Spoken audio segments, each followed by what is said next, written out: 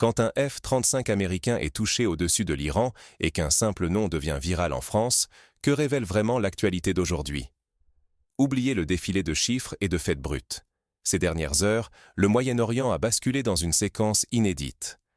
Un chasseur furtif américain, frappé par la défense iranienne, a dû atterrir en urgence sur une base américaine.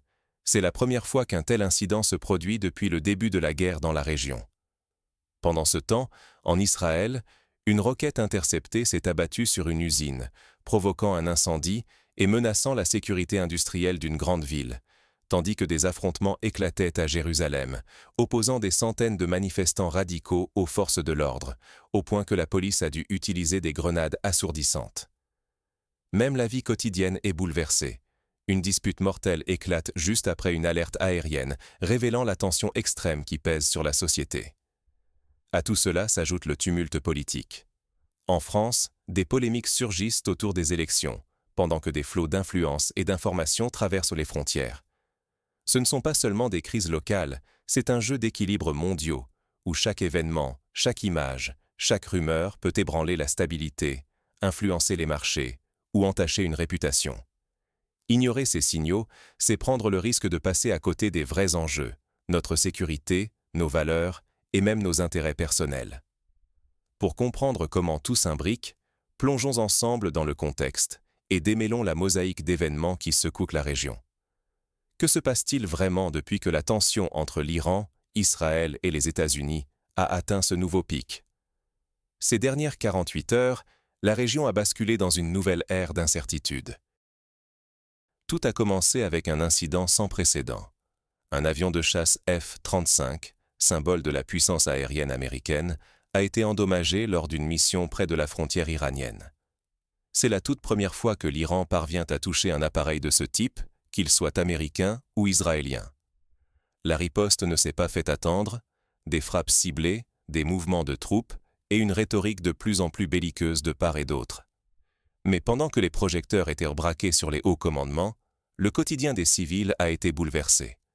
À Haïfa, une roquette s'est écrasée, provoquant un incendie à cause des débris. À Jérusalem, la tension est montée d'un cran.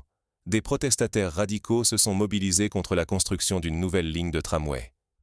La police a dû utiliser des grenades assourdissantes et la confrontation a dégénéré au point que des blessés sont à déplorer, dont 3 policiers. Les manifestants, souvent jeunes, utilisaient même des poussettes pour bloquer les routes. Sur le front international, la solidarité s'organise différemment. Une flottille humanitaire prend la mer, avec la volonté affichée de briser le blocus maritime autour de Gaza. Les itinéraires restent secrets, mais les précédentes tentatives de ce genre ont souvent mené à des crises diplomatiques, voire des affrontements armés. Pendant ce temps, les chancelleries s'agitent, chacune pesant ses mots et ses alliances, dans un ballet de réactions qui témoigne de la nervosité régionale. Face à ce déluge d'informations et d'images frappantes, il est facile de perdre de vue le contexte global. Or, ne pas comprendre l'arrière-plan de ces événements, c'est risquer de se laisser manipuler par des récits partiels, des émotions ou même de la désinformation. Mais derrière ces faits, quelle lutte de pouvoir et quelle stratégie s'opposent réellement? Les vraies batailles ne se jouent-elles pas hors caméra, dans l'ombre des opérations spéciales et des câbles diplomatiques? Pendant que les projecteurs sont braqués sur les discours officiels, l'essentiel se décide souvent loin de la scène publique. Prenons l'exemple du détroit d'Ormuz, ce passage étroit mais stratégique par lequel transite une grande partie du pétrole mondial. Officiellement, on parle de négociations, de désescalade, mais en réalité, l'armée américaine prépare discrètement une opération sur l'île de Kark, un point névralgique du trafic pétrolier iranien. Selon des sources de renseignement, des forces spéciales américaines, notamment des unités Delta, auraient déjà été repérées sur cette île. Leur mission? S'infiltrer, prendre le contrôle des installations pétrolières et sécuriser la zone en cas d'escalade. Rien n'est laissé au hasard. La logistique, la surveillance, la capacité de réaction instantanée à toute menace. Et derrière cette façade de prudence diplomatique, le vrai but reste simple. Posséder la clé qui pourrait faire vaciller l'économie iranienne et par ricochet, influencer tout le marché international de l'énergie. Mais les États-Unis ne sont pas seuls à jouer cette partie d'échecs dans l'ombre. La Russie, de son côté, fournit à l'Iran des technologies de pointe pour ses drones offensifs, y compris des images satellites et des systèmes de brouillage sophistiqués. Ces transferts permettent à Téhéran de cibler plus efficacement des installations américaines dans la région. Moscou, en attisant ainsi les tensions, cherche à tirer profit de l'instabilité et à renforcer son influence au Moyen-Orient. Dans les coulisses politiques, le Congrès américain est lui aussi un acteur clé. Malgré les coûts déjà faramineux du conflit, des demandes de financement exceptionnelles sont en cours, des centaines de milliards de dollars pour renforcer la présence militaire et soutenir les opérations secrètes. Cette surenchère budgétaire révèle à quel point le jeu diplomatique est inséparable des choix stratégiques sur le terrain. Et tout cela se joue sous l'œil invisible mais omniprésent de la surveillance satellitaire et du renseignement. Le contrôle de l'information devient alors une arme aussi puissante que les missiles.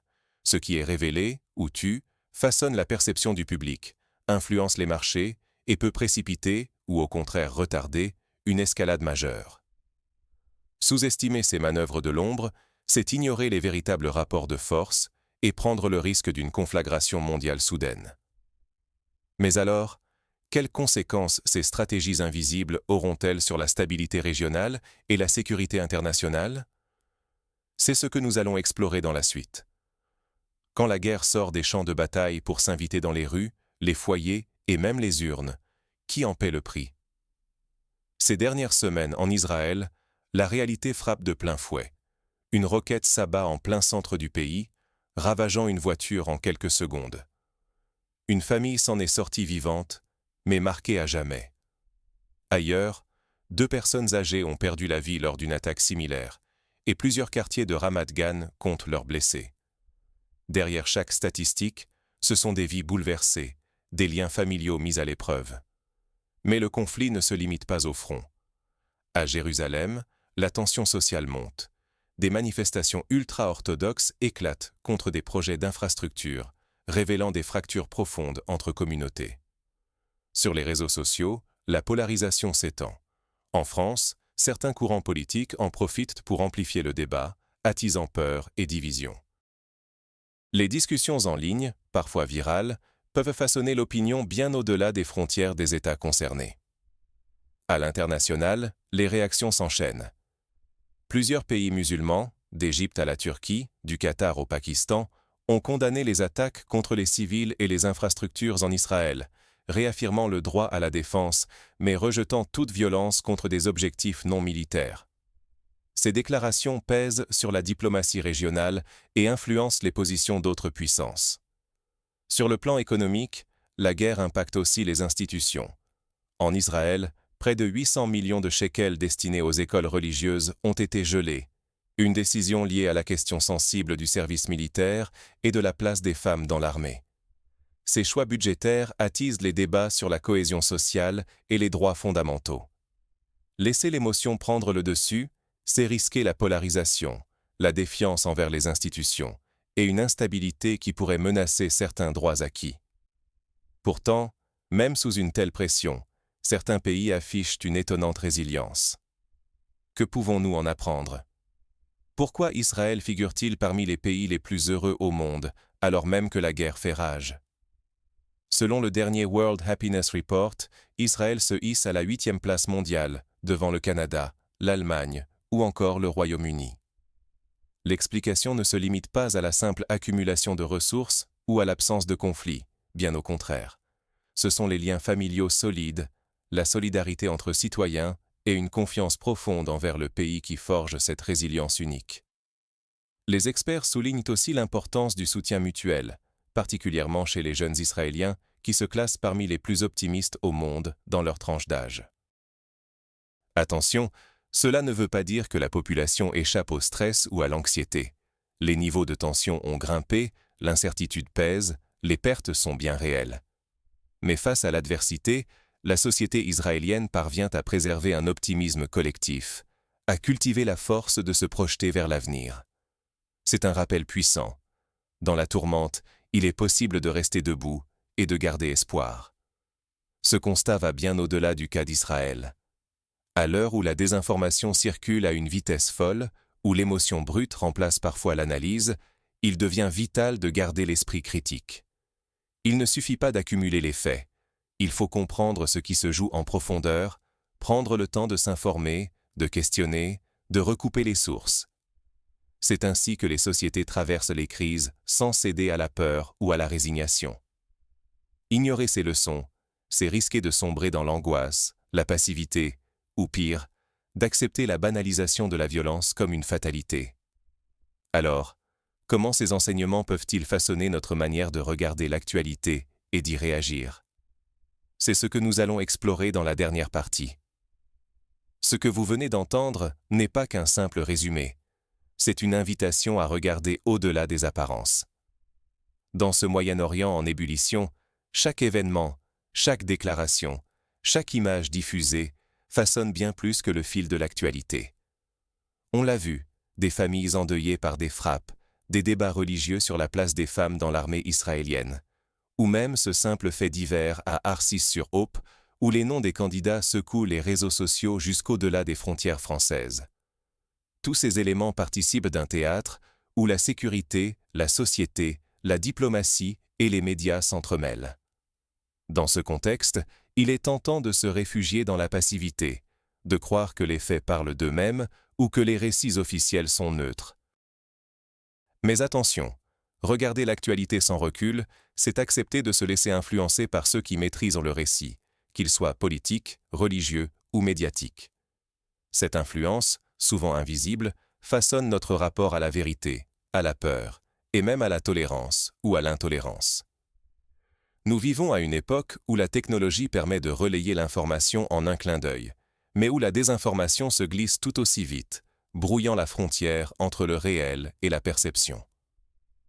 Ce qui se joue là-bas, au Moyen-Orient comme dans une petite commune française, résonne ici, dans nos opinions, nos discussions, et parfois jusque dans nos choix de vie et d'investissement. Alors, la vraie question est, voulons-nous rester spectateurs ou choisir de devenir acteurs de notre compréhension du monde? S'informer, c'est aussi apprendre à questionner, à croiser les sources, à refuser les raccourcis et à ne pas sous-estimer l'impact de chaque image ou discours. Notre capacité de discernement est notre meilleure défense face à la manipulation et à la peur. Merci d'avoir suivi ce journal avec nous. N'oubliez pas, chaque nouvelle est une pièce d'un puzzle plus vaste. Restez vigilants, informés, et surtout, ne laissez personne penser à votre place.